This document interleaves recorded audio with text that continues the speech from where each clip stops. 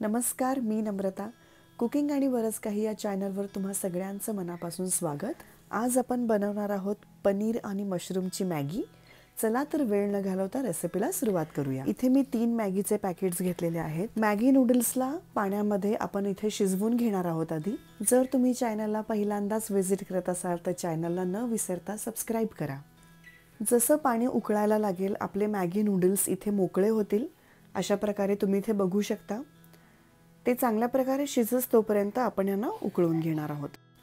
3 ते 4 मिनिटांमध्ये हे शिजून होतात. तुम्ही इथे बघू शकता नूडल्स चांगल्या प्रकारे कट होत आहे. तर आपले मॅगी नूडल्स इथे रेडी आहेत. मॅगी नूडल्स शिजल्यानंतर आपल्याला त्याला थंड पाण्याने धुवून घ्यायचं आहे, ज्याने की त्याची कुकिंग प्रोसेस जी आहे ती स्टॉप होते आणि ते आणखी जास्त शिजत नाही. तर अशा प्रकारे मी इथे पाणी नितरण्यासाठी नूडल्सला ठेवलेलं आहे. जर तुम्ही चॅनलला पहिल्यांदाच व्हिजिट करत असाल तर चॅनलला नक्की सबस्क्राईब करा. एका कढईमध्ये किंवा पॅनमध्ये आपल्याला तेल घ्यायचं आहे. त्यामध्ये बारीक चिरलेला कांदा आपण घातलेला आहे. कांदा गोल्डन ब्राऊन झाला की आपण त्याच्यामध्ये मशरूम घालणार आहोत. मशरूमला तुम्ही बारीकसुद्धा कापून घेऊ शकता. मला अशा प्रकारे आवडतात म्हणून मी उभे कट केलेले आहे. त्यानंतर पनीर आपण इथे घातलेलं आहे. पनीर आणि मशरूमला आपण कांद्यासोबत चांगल्या प्रकारे फ्राय करून घेऊया. आता आपण याच्यामध्ये सॉसेस घालणार आहोत. तुमच्या घरामध्ये जे सॉस उपलब्ध असतील ते तुम्ही घालू शकता.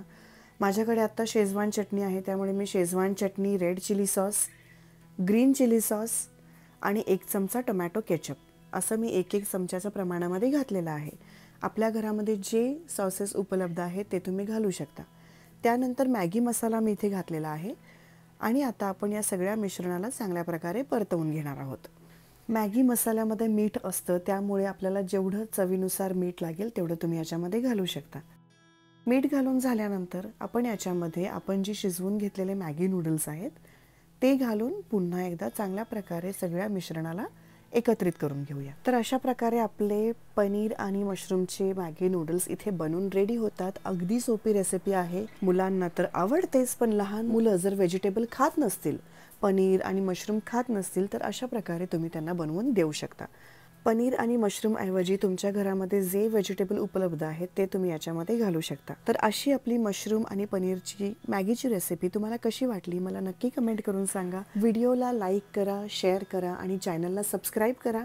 असंच पुन्हा एकदा भेटूया एखाद्या नवीन रेसिपीसोबत. तोपर्यंत पौष्टिक आणि स्वस्त राहा.